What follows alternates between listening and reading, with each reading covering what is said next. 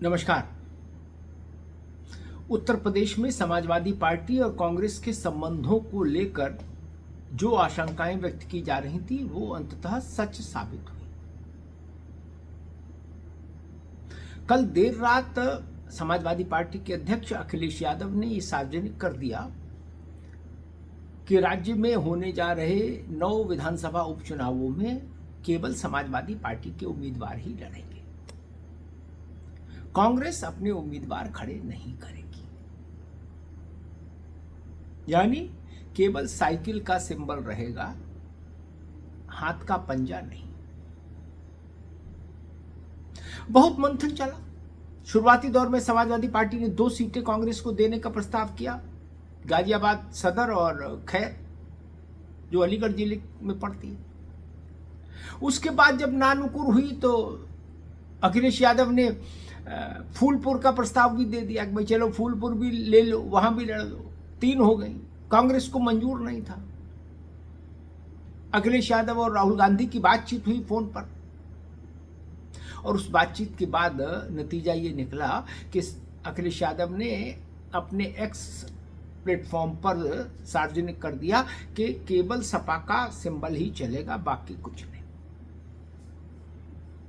हालांकि उन्होंने अखिलेश जी ने अपनी बात बहुत सलीके से कही है, बहुत मर्यादित ढंग से कही है कि सवाल सीट का नहीं, सवाल जीत का है और इंडिया में कांग्रेस और सपा दोनों एक साथ हैं, एकजुट हैं, आदि आदि।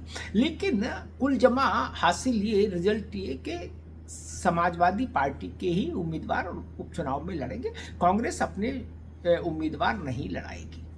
उसने अपने को विड्रॉ कर लिया इस उपचुनाव से। आपको याद होगा कुछ दिनों पहले इसी कार्यक्रम में मैंने आपसे कहा था कि इस बात की संभावना बहुत ज्यादा है कि कांग्रेस उत्तर प्रदेश में बाई इलेक्शन न लड़े। वो मुट्ठी बंद रखना चाहती है। सीट कम सीट ज्यादा की बात तो अलग है। क्या कांग्रेस वास्तव में लड़ना भी चाहती थी उत्तर प्रदेश में बाई इलेक्शन? ये भी बड़ा सवाल है। या कांग्रेस लोकसभा चुनाव में जो उसको 6 सीटों का एक वो हासिल हुआ था पुरस्कार, उसका माहौल बनाए रखना चाहती, उसकी खुमारी में बने रहना चाहती।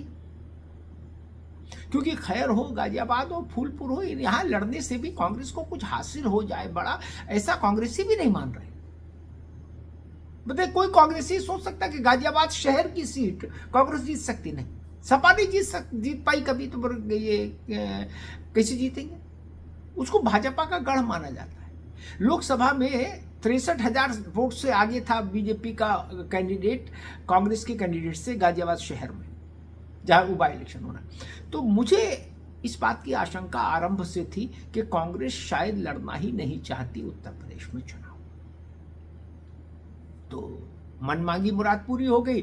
हम लड़ना भी नहीं चाहते थे और लेकिन एक तर्क ये दे दिया कि भाई आप हमको सीटें नहीं दे रहे थे बराबरी की, इसलिए हमने नहीं लड़ा। तो गेंद इधर फेंक दी। लेकिन सच्चाई ये है कि कांग्रेस संभवतः खुद भी अनिच्छुक थी उत्तर प्रदेश में बाई इलेक्शन लड़ने में। अब इस निर्णय का पॉलिटिकल फॉल आउट क्या होगा? इस निर्णय का पॉलिटिकल फॉल आउट ये हो सकता है कि महाराष्ट्र में अब कांग्रेस समाजवादी पार्टी को उनके द्वारा चाही गई सीटों की संख्या तक ओबलाइज नहीं करेगी। 12 मांगी हैं, 85-85 तो महाराष्ट्र में तीनों दलों ने बांट ली, महाविकास अघाड़ी के कांग्रेस, एनसीपी और उद्धव ठाकरे। अब जो बची हैं सीटें उन्हीं का बंटवारा होगा छोटे सहयोगियों में। उसमें एक समाजवादी पार्टी की एप्लीकेशन भी है।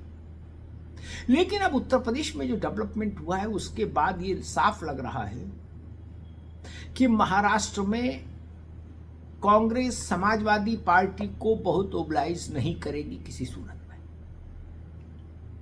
उत्तर प्रदेश में वो अखिलेश यादव के सामने कांग्रेस कमजोर पड़ गई और स्वाभाविक भी है। लेकिन वहां पर महाराष्ट्र में वो मजबूत है अखिलेश यादव की पार्टी के मुकाबले कहीं ज्यादा। तो ऐसे में फिर वहां वो उस स्थिति में होगी जिस स्थिति में उत्तर प्रदेश में सपा थी, भूमिका बदल जाएगी। इसलिए महाराष्ट्र में अब वो सपा के दावे को सीमित कर देगी, नॉमिनल कर देगी। बिल्कुल होता है कि भाई ठीक है, बराए नाम रस्म अदायगी के लिए आप भी लड़ लो, 1 सीट 2 सीट 3 सीट टाइप का। इसके आगे कोई स्थिति अब सपा के लिए वहां नहीं बनेगी। लेकिन हाँ, इसके समानांतर एक संकेत ये भी चला गया कि उत्तर प्रदेश में बॉस अखिलेश यादव ही हैं विपक्षी शिविर के, और उनकी बात ही अंतिम है। इंडिया अलायंस में उत्तर प्रदेश के संदर्भ में अखिलेश यादव की बात ही अंतिम है, ये बात तय हो गई।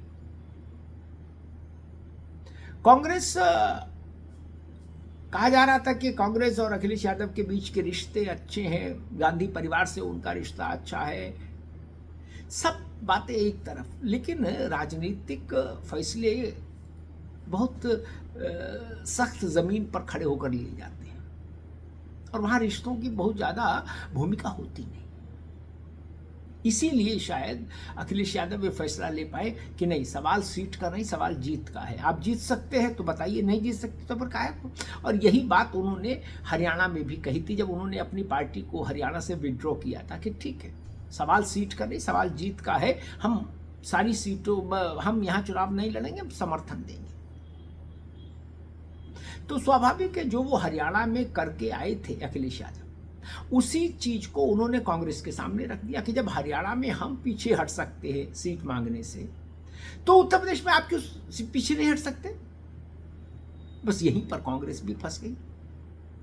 हरियाणा में उसने कहा था कि सपा का यहां कोई जनाधार नहीं बढ़ा, तो उत्तर प्रदेश में समाजवादी पार्टी के पास ये कहने के पीछे तमाम तर्क और आधार और आंकड़े हैं कि उत्तर प्रदेश में कांग्रेस पार्टी का जनाधार बहुत सीमित है, बहुत नगण्य है। विधानसभा में उनकी कितनी सीट है? 2। तो 2 सीट वाली पार्टी विधानसभा में उपचुनाव में 5 सीटों पर चुनाव क्यों लड़ना चाहती है? 10 सीटों में 5 सीटें चाहिए और वैसे 403 में 2 है उसके पास। तो ये बड़ा असंतुलित मामला था।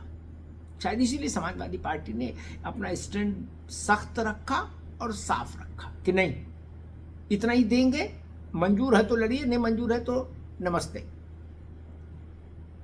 फिर फैसला हो गया कि भाई नहीं, 9 विधानसभा उपचुनाव वाले विधानसभा क्षेत्रों में केवल साइकिल दौड़ेगी और बाकी कुछ नहीं। तो ये अच्छा, चूंकि अब इसको अखिलेश यादव ने सार्वजनिक कर दिया, इसलिए अब इसमें कोई किंतु परंतु भी नहीं हो सकता, सूत्र और संभावना भी नहीं चल सकती।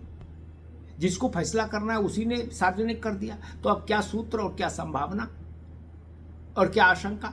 अब तो स्थिति साफ हो गई। और वैसे भी आज 24 तारीख हो गई, कल नॉमिनेशन का अंतिम दिन है। इसलिए अब उत्तर प्रदेश के इंडिया गठबंधन के अध्याय का पटाक्षेप हो गया। यहां केवल साइकिल चलेगी, हाथ का पंजा नहीं। धन्यवाद।